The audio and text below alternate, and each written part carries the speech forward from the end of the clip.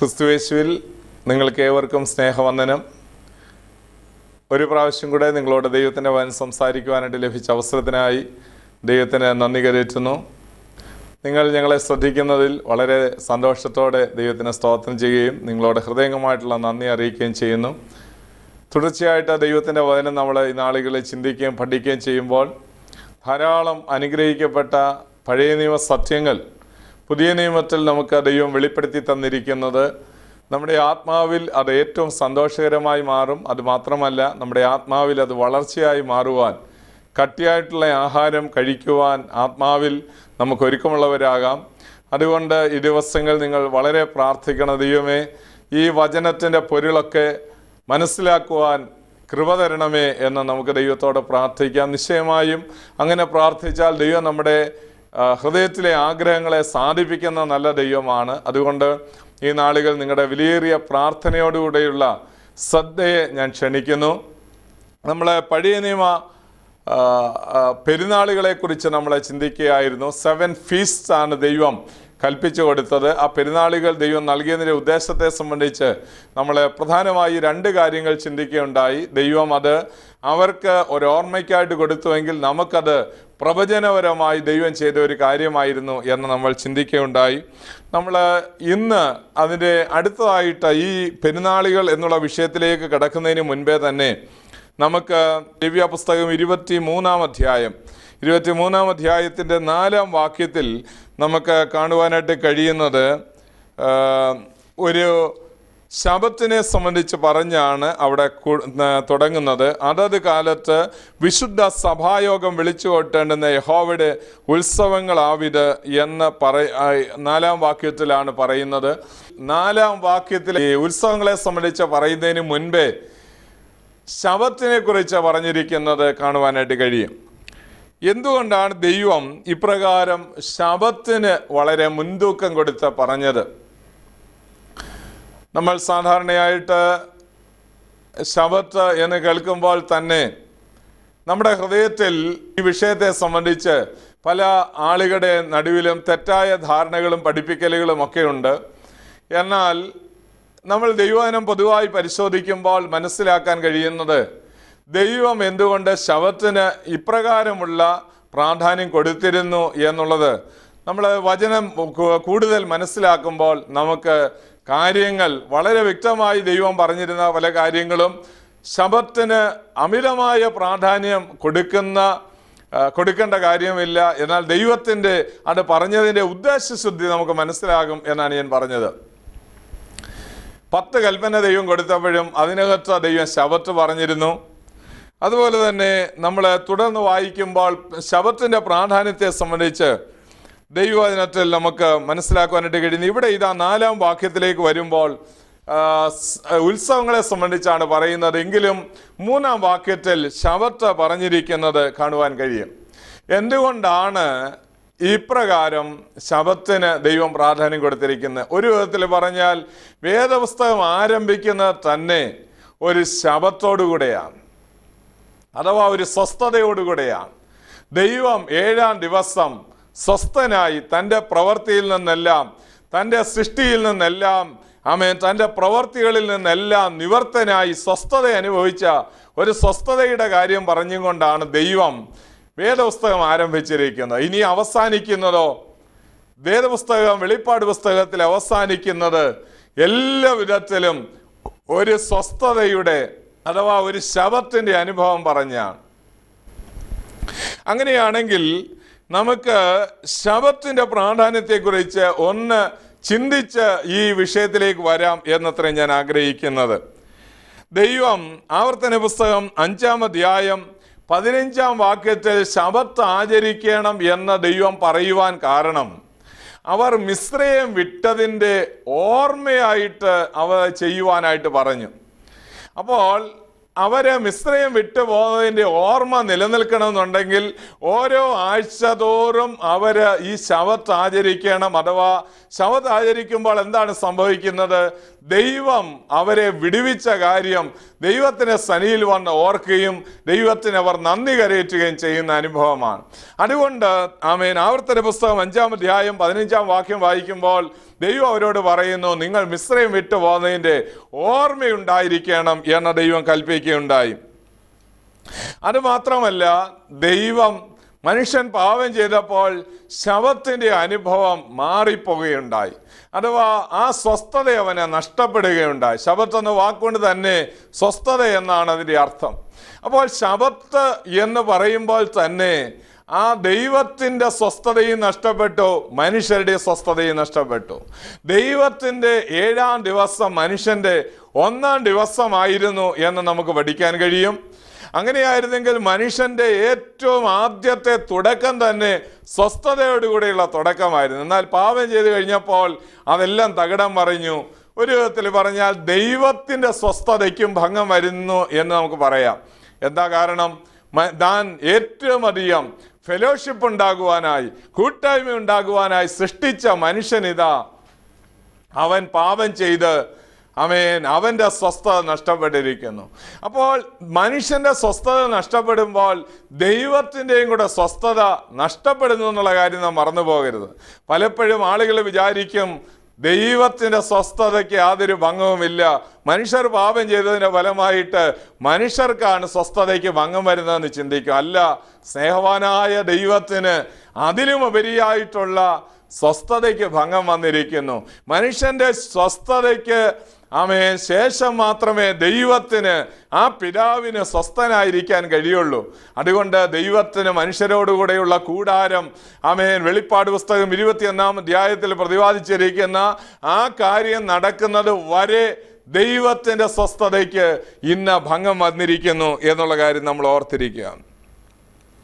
പുറപ്പാട് പുസ്തകം 31-ാം അധ്യായത്തിൻ്റെ 12-ാം വാക്യത്തിലേക്ക് വരുമ്പോൾ നമുക്ക് കാണുവാനായിട്ട് കഴിയും, അടിമത്വത്തിൽ നിന്ന് വിടുതൽ പ്രാപിച്ചതിൻ്റെ ഓർമ്മയായിട്ടാണ് ദൈവം സ്വസ്ഥത അനുവദിച്ചു കൊടുത്തത്.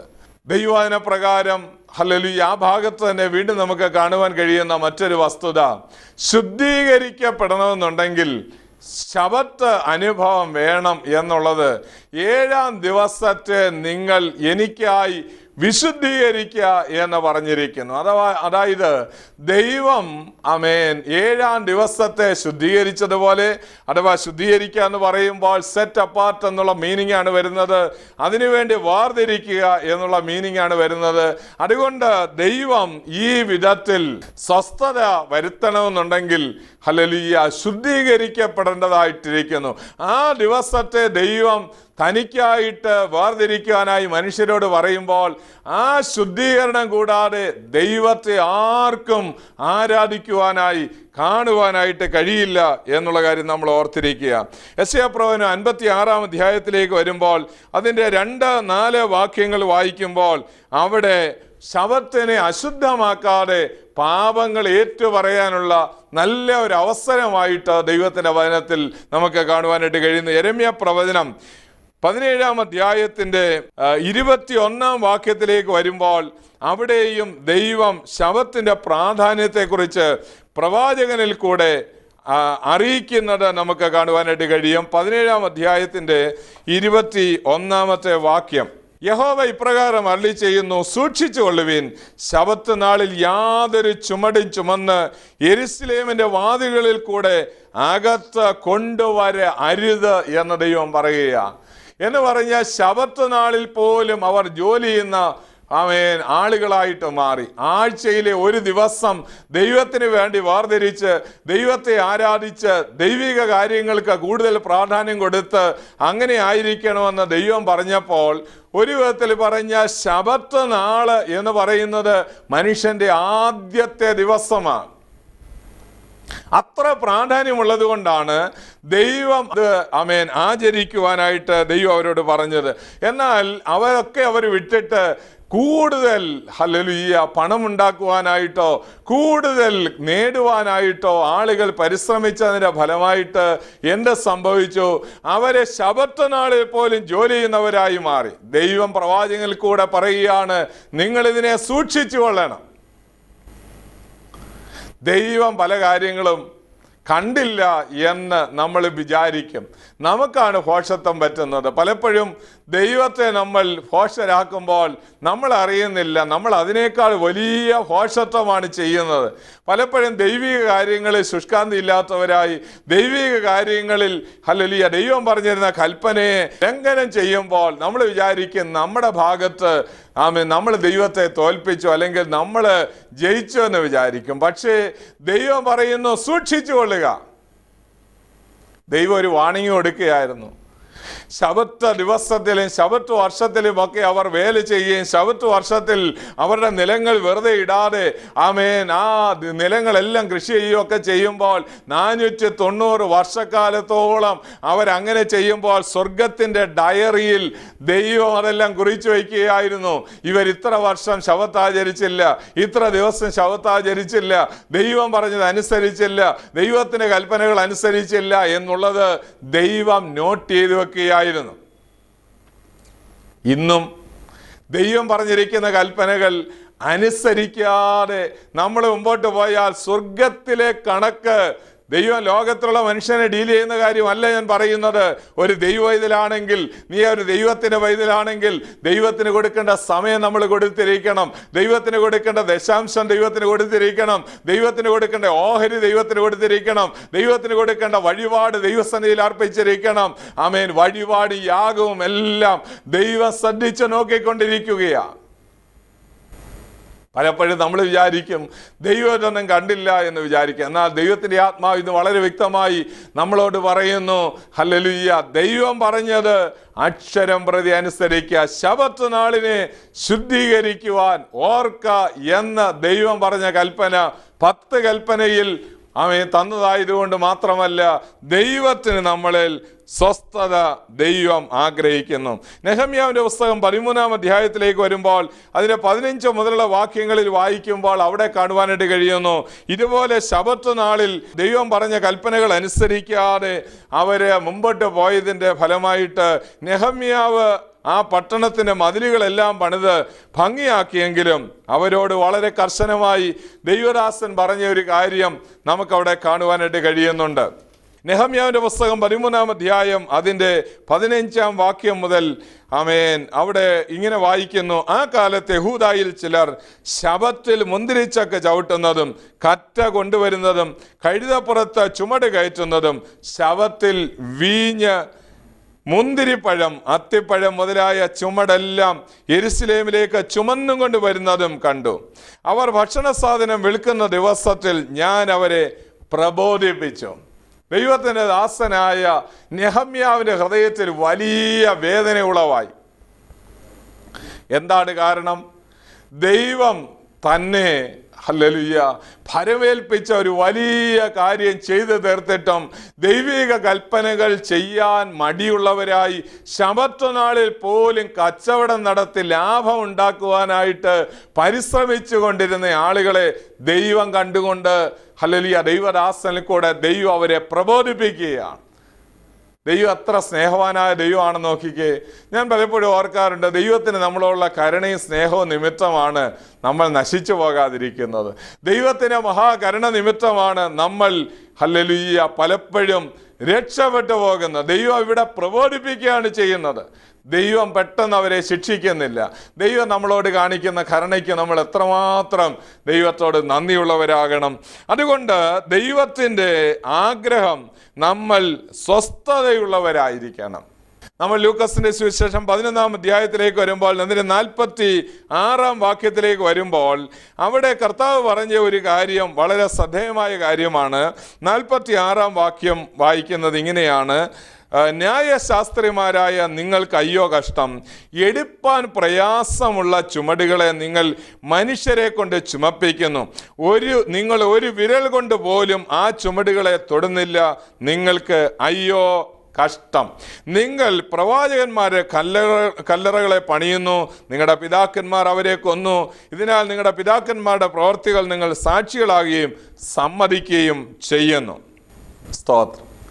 അപ്പോൾ ശബത്ത് നാളിനെ വിശുദ്ധീകരിക്കുവാനായി ദൈവം പറഞ്ഞപ്പോൾ അന്നത്തെ ന്യായശാസ്ത്രിമാരായ ആളുകൾ, പരീശന്മാരായ ആളുകൾ അതിനെ ഒന്ന് വളച്ചൊടിക്കുകയുണ്ടായി. അതാണ് കർത്താവ് ഇവിടെ പറയുവാനായിട്ട് ആഗ്രഹിക്കുന്നത്.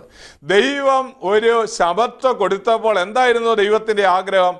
ദൈവത്തിൻ്റെ ഹൃദയത്തിലെ ആഗ്രഹം, എന്നോട് ചേർന്ന് എൻ്റെ കൂട്ടായ്മയിൽ അവർ ആഴ്ചയിൽ ഒരു ദിവസം മുഴുവനായിട്ടിരിക്കണമെന്ന് ദൈവത്തിന് ആഗ്രഹം ഉണ്ടായിരുന്നു.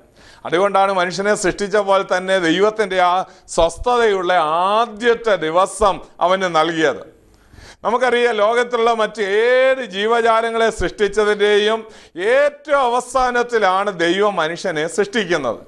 6-ാം ദിവസത്തിൻ്റെ സന്ധ്യാവേളയിൽ അഥവാ ഉച്ച കഴിഞ്ഞ സമയത്താണ് മനുഷ്യനെ സൃഷ്ടിക്കുന്നത്. 6-ാം ദിവസത്തിൻ്റെ ആദ്യ പകുതിയിൽ അഥവാ രാവിലെ സമയത്ത് മൃഗങ്ങളെയൊക്കെ സൃഷ്ടിക്കുന്നത് നമുക്ക് കാണുവാൻ കഴിയും. എന്നാൽ നമുക്കിവിടെ 7-ാം ദിവസത്തിൽ മനുഷ്യനെ സ്വസ്ഥനായിരിക്കണമെന്ന് ദൈവത്തിന് വളരെ നിർബന്ധമുണ്ടായിരുന്നത് കൊണ്ട് ദൈവം എന്താണ് ചെയ്തത്? ആ ദിവസം മനുഷ്യൻ സ്വസ്ഥത അനുഭവിക്കട്ടെ എന്ന് വിചാരിച്ചുകൊണ്ട് ദൈവം പറയുന്നു, മനുഷ്യന് ഹല്ലേലൂയ 7-ാം ദിവസം അവന് സ്വസ്ഥത വേണം. എന്നാൽ അന്നത്തെ കാലത്തുണ്ടായിരുന്ന ശാസ്ത്രിമാരും പരീശന്മാരും എന്താണ് ചെയ്തത്? അവർ ചെയ്ത കാര്യം, ഒരു ശബത്ത് വഴി ദൂരം എന്നുള്ള ഒരു പ്രമാണമുണ്ടാക്കി. ഒരു മനുഷ്യൻ ശബത്തിൽ ഇത്ര ദൂരം മാത്രമേ നടക്കാൻ പാടുള്ളൂ. എന്നാൽ അല്ലെങ്കിൽ അതുപോലെ തന്നെ ഒരു മനുഷ്യൻ ചുമടെടുക്കാൻ പാടില്ല. അപ്പോൾ അവർ ധരിക്കുന്ന വസ്ത്രത്തിൻ്റെ ആ ഭാരം പോലും കുറച്ച് അവര് വേറെ എക്സ്ട്രീമിലേക്ക് പോവുകയാണ്. ഒരു കട്ടിയുള്ള വസ്ത്രം ധരിച്ചുകൊണ്ട് പോയാൽ അത് ചുമടെടുക്കുന്നതിന് തുല്യമാണെന്ന് ശാസ്ത്രിമാർ പറഞ്ഞ് പഠിപ്പിച്ചു. ഇതുവല്ലതാണോ ദൈവം ഉദ്ദേശിച്ചത്? അല്ല. ഒരു ശബത്ത് വഴിദൂരം എന്നുള്ള പ്രമാണം ദൈവം കൊടുത്തിട്ടില്ല. ശബത്തിൽ ഏതെങ്കിലും ഹല്ലേലൂയ ഒരു ആപത്തോ അനർത്ഥമോ വന്നാൽ ഹല്ലേലൂയ കയ്യും കെട്ടി നോക്കി നിൽക്കുന്ന ഒരു അനുഭവം വരും. ശബത്തിൽ സൗഖ്യമാക്കിക്കൂടാ. ശബത്തിൽ ഹല്ലേലൂയ വരണ്ട കൈയുള്ള മനുഷ്യന്റെ കൈ നൂത്തുകൂടാ. ഇതൊന്നും ആയിരുന്നില്ല ദൈവം പറഞ്ഞത്. പള്ളിയിൽ ശബത്ത് നാളിൽ വരണ്ട കൈയുള്ള മനുഷ്യൻ ഇരിക്കുമ്പോൾ കർത്താവിനോട് പറയാണ്, നടുവിൽ എഴുന്നേറ്റ് നിവർന്ന് നിൽക്ക, നിന്റെ കൈ ഇങ്ങോട്ട് നീട്ടുക എന്ന് പറഞ്ഞപ്പോൾ പള്ളിയിലുള്ള ആളുകളെല്ലാവരും കൂടെ യേശുവിനെ എന്താ ചെയ്തത് നമുക്കറിയാം.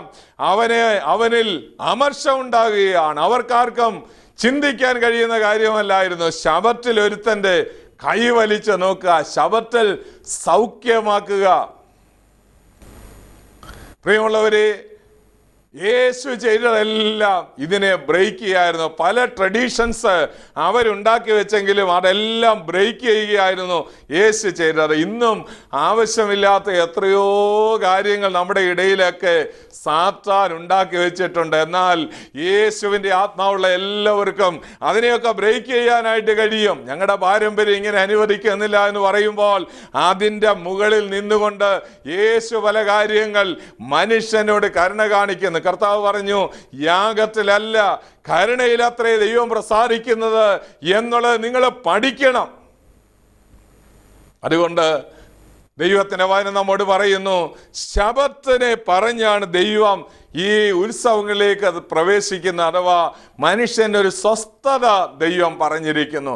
മനുഷ്യൻ്റെ ഒരു സ്വസ്ഥത ദൈവത്തിൻ്റെ ഹൃദയത്തിലെ വാഞ്ചയായിരുന്നു, ആഗ്രഹമായിരുന്നു.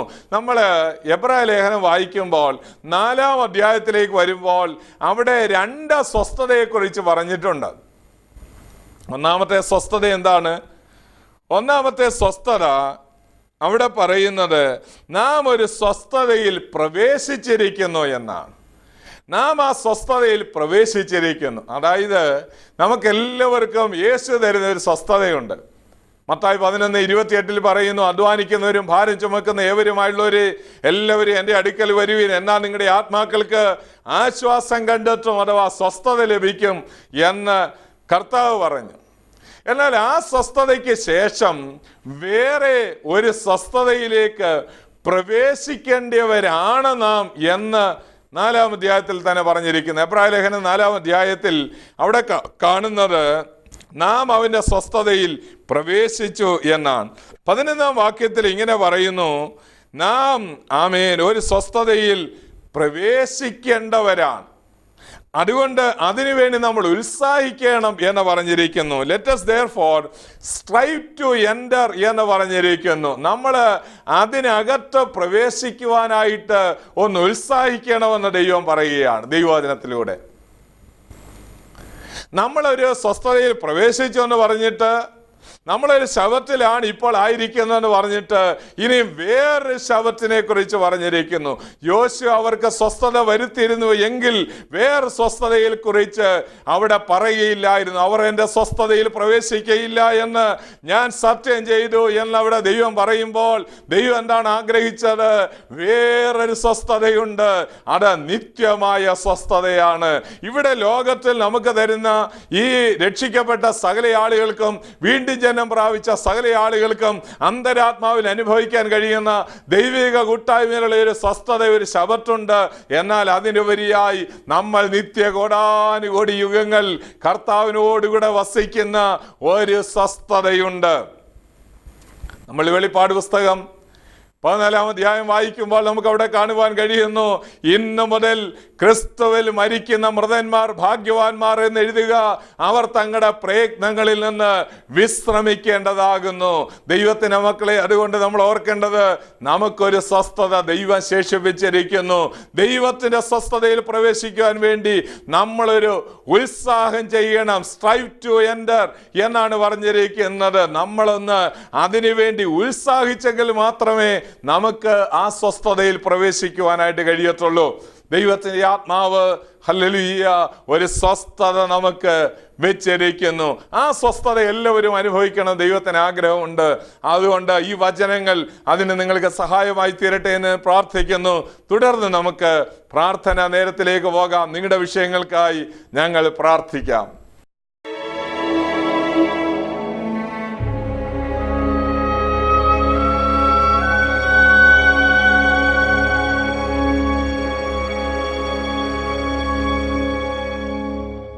കഴിഞ്ഞ കാലങ്ങളിൽ നമുക്കെല്ലാവർക്കും മറുപടി തന്ന ദൈവത്തോട് വീണ്ടും പ്രാർത്ഥിക്കുവാനായിട്ട് ലഭിച്ച അവസരത്തിനായി ദൈവത്തിന് നന്ദി കരേറ്റുന്നു. പല സമയങ്ങളിലും നമ്മൾ ഹൃദയം നുറുങ്ങിയപ്പോൾ നമ്മുടെ സമീപസ്ഥനായി ഇറങ്ങി വന്നവനായ ദൈവം നമ്മുടെ ജീവിതത്തിൽ എത്രയോ സമയങ്ങളിൽ നമ്മൾ അവങ്കിലേക്ക് നോക്കിയവർ നമ്മൾ പ്രകാശിതരായി മാറി. നമ്മുടെ പ്രാർത്ഥനയ്ക്ക് നക്ഷത്രഗോളങ്ങൾക്ക് അപ്പുറത്തായിട്ട് ദൈവത്തിൻ്റെ മറുപടി നമുക്ക് വേണ്ടി അവിടെ നിന്ന് വരുന്നു എന്നുള്ളത് എത്ര സന്തോഷകരമായ കാര്യമാണ്. നമ്മൾ ഭൂമിയിലിരുന്നു കൊണ്ട് ചെറിയ ഹൃദയത്തിൻ്റെ വേദനയോടെ ഞരങ്ങുന്ന ഓരോ ഞരക്കങ്ങളും കേൾക്കുന്ന ഒരു സ്വർഗത്തിലെ ദൈവം ജീവിക്കുന്നു. നമുക്ക് വേണ്ടി പക്ഷപാതം ചെയ്യുന്ന ശ്രേഷ്ഠനാം ആചാര്യനായ യേശുക്രിസ്തു ഉയരങ്ങളിൽ വസിക്കുന്നു. നമുക്ക് വേണ്ടി പക്ഷപാതം ചെയ്ത് നമ്മുടെ പ്രാർത്ഥനയ്ക്കെല്ലാം ദൈവം മറുപടികൾ നൽകിക്കൊണ്ടിരിക്കുന്നു. അതിനായി മനഃപൂർവ്വമായി ദൈവത്തിന് സ്തോത്രം ചെയ്യുകയാണ്. നിങ്ങളുടെ പ്രാർത്ഥനാ വിഷയങ്ങൾ വീണ്ടും ഞങ്ങളെ എഴുതി അറിയിക്കണം. തുടർന്ന് നമുക്ക് പ്രാർത്ഥിക്കാം. ഇന്ന് നമ്മുടെ പ്രത്യേകം പ്രാർത്ഥിക്കുവാനായിട്ട് ആഗ്രഹിക്കുന്നത്, വിവാഹത്തിന് വേണ്ടി ആഗ്രഹിച്ച ധാരാളം മക്കൾ, അവരുടെ മാതാപിതാക്കൾ വളരെയധികം വേദനയോടെ വിവാഹത്തിൻ്റെ ആലോചനകൾ പലതും വന്നാലും നടക്കാത്ത പല സംഭവങ്ങളുണ്ട്. അങ്ങനെയുള്ളവർക്ക് വേണ്ടി പ്രാർത്ഥിക്കാനായിട്ട് തുടങ്ങുകയാണ്.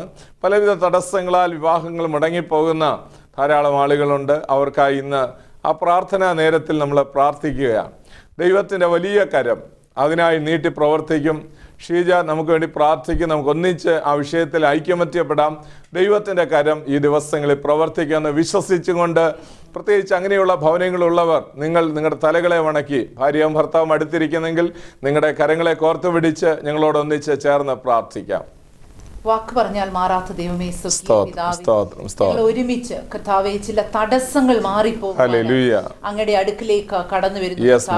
ഹല്ലേലൂയ, സ്തോത്രം. പ്രായം കഴിഞ്ഞിട്ടും വിവാഹം നടക്കാതെ തടസ്സപ്പെടുത്തിയിരിക്കുന്ന, കുടുംബ ജീവിതത്തിലേക്ക് പ്രവേശിക്കാതെ വണ്ണം ഹല്ലേലൂയ സ്തോത്രം തടസ്സമിട്ടിരിക്കുന്ന യേശുക്രിസ്തുവിന്റെ നാമത്തിൽ ഹല്ലേലൂയ ജീവിതങ്ങളിൽ നിന്ന് മാറിപ്പോകുവാൻ, പ്രത്യേകിച്ച് പല കുഞ്ഞുങ്ങൾക്കും ഹല്ലേലൂയ വിവാഹത്തിന് താല്പര്യമില്ല.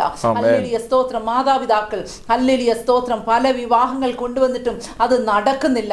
ഹല്ലേലൂയ വിവാഹത്തിന് വേണ്ടിയുള്ള ഹല്ലേലൂയ സകല തടസ്സങ്ങളും മാറിപ്പോകുവാൻ പ്രാർത്ഥിക്കുന്നു. വിദ്യാഭ്യാസത്തിന് മേലുള്ള തടസ്സങ്ങൾ മാറിപ്പോകുവാനായി ഞങ്ങൾ പ്രാർത്ഥിക്കുന്നു. ഹല്ലേലൂയ ജോലി ലഭിക്കാനുള്ള തടസ്സങ്ങൾ മാറിപ്പോകുവാനായി ഞങ്ങൾ പ്രാർത്ഥിക്കുന്നു. ഹല്ലേലൂയ സ്തോത്രം സ്തോത്രം ആ ബുദ്ധിയിലുള്ള ഓർമ്മശക്തിയിലുള്ള തടസ്സങ്ങൾ മാറിപ്പോകുവാനായി ഞങ്ങൾ പ്രാർത്ഥിക്കുന്നു. അഡ്മിഷന് വേണ്ടിയുള്ള തടസ്സങ്ങൾ മാറിപ്പോകുവാനായി ഞങ്ങൾ പ്രാർത്ഥിക്കുന്നു. ഹല്ലേലൂയ സ്തോത്രം സ്തോത്രം ആ പ്രൊമോഷന് വേണ്ടിയുള്ള തടസ്സങ്ങൾ മാറിപ്പോകുവാനായി പ്രാർത്ഥിക്കുന്നു. ആ വീട് പണിയുടെ തടസ്സങ്ങൾ മാറിപ്പോകുവാനായി ഒരുമിച്ച് പ്രാർത്ഥിക്കുന്നു. കർത്താവേ ഹല്ലേലൂയ സ്തോത്രം സ്തോത്രം പല വർഷങ്ങളായി വിവാഹം കഴിഞ്ഞിട്ട് ഒരുമിച്ച് താമസിക്കുവാൻ ഹല്ലേലൂയ കഴിയാതെ വണ്ണം ഭാരപ്പെടുന്ന ഹല്ലേലൂയ ആ തടസ്സങ്ങൾ യേശു ക്രിസ്തുവിന്റെ നാമത്തിൽ മാറിപ്പോകുവാനായി യേശുവിൻ നാമത്തിൽ ഹല്ലേലൂയ സ്തോത്രം സ്തോത്രം കർത്താവേ ഹല്ലേലൂയ ഹല്ലേലൂയ ഹല്ലേലൂയ ഭവനങ്ങൾക്കകത്ത് തടസ്സങ്ങളിട്ട് വ്യാപരിക്കുന്ന ഹല്ലേലൂയ പ്രത്യേകിച്ച് വിവാഹങ്ങൾക്ക് തടസ്സപ്പെടുന്ന കീഴടങ്ങുവാൻ യേശു ക്രിസ്തുവിന്റെ അധികാരമുള്ള നാമത്തിൽ ഞങ്ങൾ പ്രാർത്ഥിക്കുന്നു. കർത്താവേ ഹല്ലേലൂയ സ്തോത്രം സ്തോത്രം സ്തോത്രം ഹല്ലേലൂയ ഹല്ലേലൂയ കുഞ്ഞുങ്ങളെ കൊടുക്കാതെ തലമുറകൾ ജനിക്കാതെ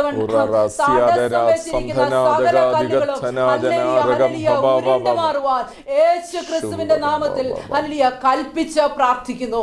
അങ്ങ് ഹല്ലേലൂയ തടസ്സങ്ങളെ മാറ്റിയതിനായി സ്തോത്രം, ചങ്ങലകളെ അഴിച്ചതിനായി സ്തോത്രം, ബന്ധനങ്ങളെ അറുത്തതിനായി സ്തോത്രം യേശു ക്രിസ്തുവിന്റെ നാമത്തിൽ തന്നെ. ആമേൻ.